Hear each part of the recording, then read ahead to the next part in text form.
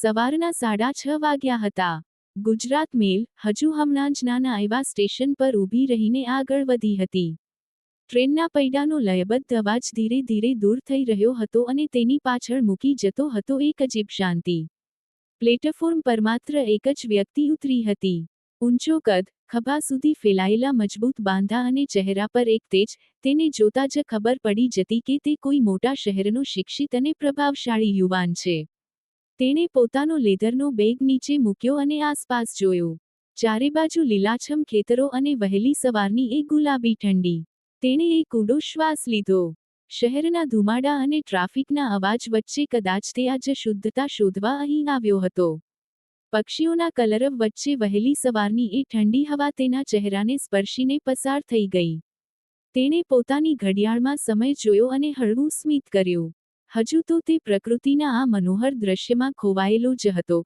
ત્યાં પાછળથી એક ખરબચડો પણ નમ્ર અવાજ સંભળાયો, "તમે જ ડોક્ટર અવિનાશ છો ને?"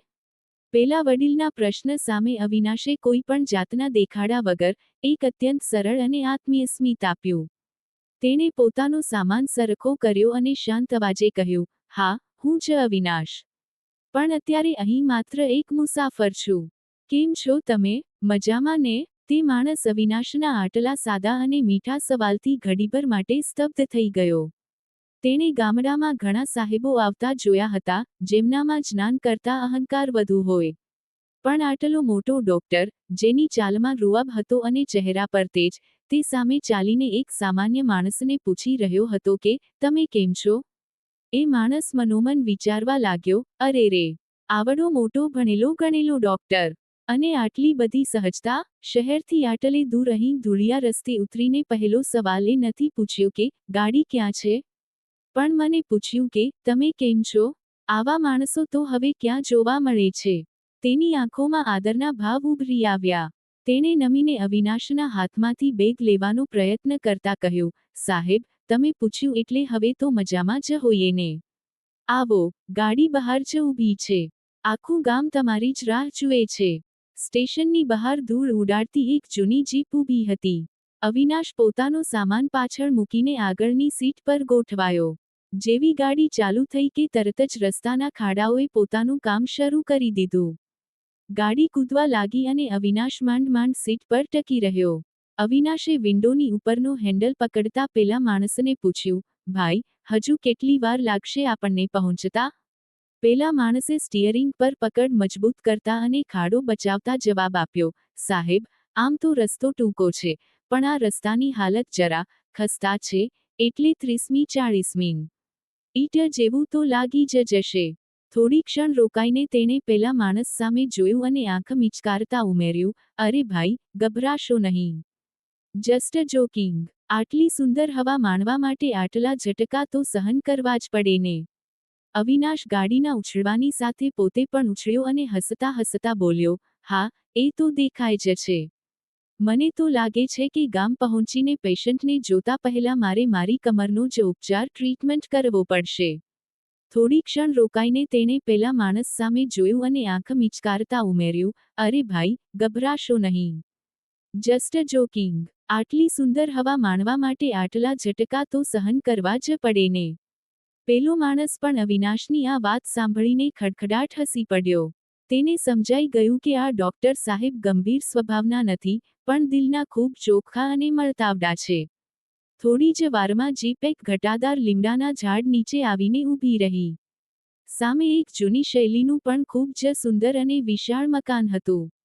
નળિયાવાળું છાપરું, મોટો ઓટલો અને આસપાસ ફૂલોના છોડ, એ ઘર કોઈ મહેલ જેવું લાગતું હતું. અવિનાશ ગાડીમાંથી ઉતર્યો અને ઘરની ભવ્યતા જોઈને આશ્ચર્યચકિત થઈ ગયો. તેણે હસીને કહ્યું, "અરે ભાઈ, આ ઘર તો જોવો. આ તો કેટલું સુંદર અને મોટું છે. પણ હું અહીં એકલો રહીને આટલા મોટા ઘરનું શું કરીશ? મારે કઈ આખા ગામને અહીં રહેવા નથી બોલાવવાનું." પેલો માણસ થોડું મલકાઈને બોલવા ગયો, "અરે સાહેબ, તમે પણ શું? આ તો તમારા જેવા મોટા ડોક્ટર માટે." હજુ તો એ પોતાનું વાક્ય પૂરું કરે તે પહેલાં જ અવિનાશ એની નજીક આવ્યો અને ખભા પર હાથ મૂકીને તેને અટકાવતા બોલ્યો, "જુઓ ભાઈ, પહેલી વાત તો એ કે મને વારંવાર સાહેબ સાહેબ ન કહો. તમે ઉંમરમાં મારાથી ઘણા મોટા છો અને વડીલ સમાન છો. હવેથી મને મારા નામથી જ બોલાવજો.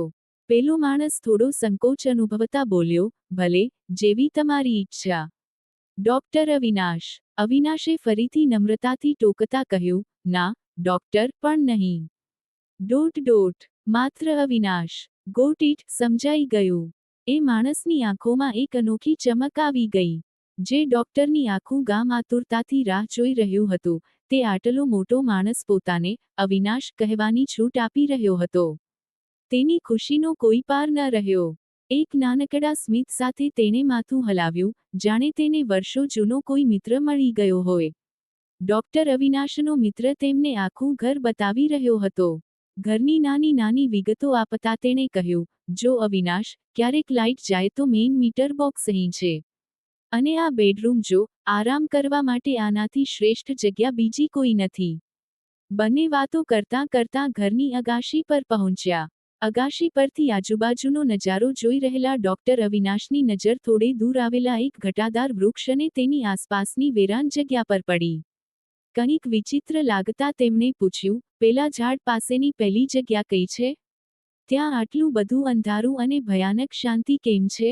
આ સાંભળતા જ તેના મિત્રના ચહેરાનો રંગ ઉડી ગયો. તે ફિક્કો પડી ગયો અને તેના હાથ ધ્રુજવા લાગ્યા.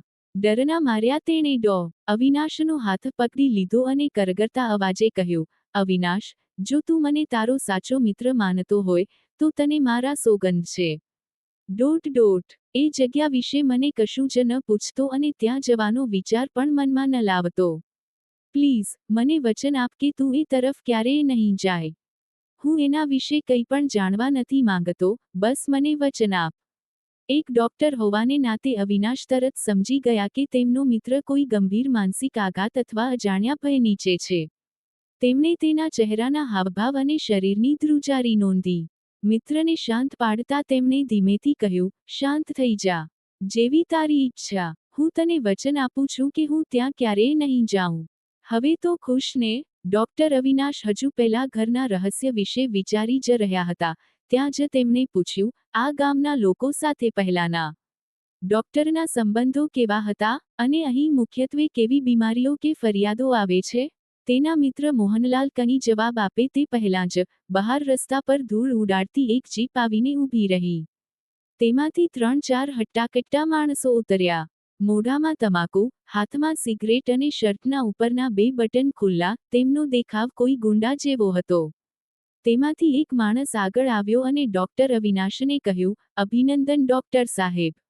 નવા આયા લાગો છો.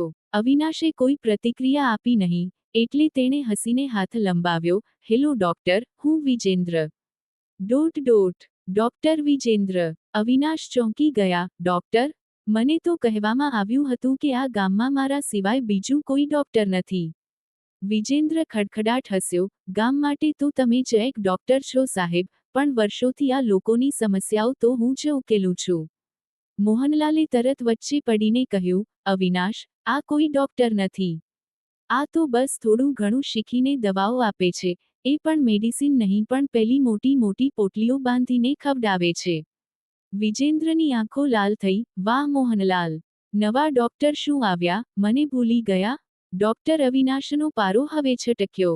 તેમણે ગંભીર અવાજે કહ્યું, જુઓ વિજેન્દ્ર, તમે ડિગ્રી વગર આ બધું કેવી રીતે કરો છો એ મને ખબર નથી, પણ તમે અત્યારે મારા ઘરે છો અને મારા મિત્ર સાથે ઊંચા અવાજે વાત કરશો તો મને જરાય નહીં ગમે. તમારા ગુંડાઓથી મને ડરાવવાની કોશિશ ન કરતા, નહીંતર જેલમાંથી કોઈ બહાર નહીં કાઢી શકે. મને ખબર છે કે દરેક ગામમાં તમારા જેવા હોશિયાર લોકો હોય છે. હું તમારી આવડતનું સન્માન કરું છું, પણ કાયદાનું નહીં. મારી એક ફોન કોલ પર તમને ઘરેથી ઉપાડી લેવામાં આવશે, મને મજબૂર ન કરો. આગળનો ભાગ સાંભળવા માટે સબસ્ક્રાઇબ કરો અને લાઇક કરો.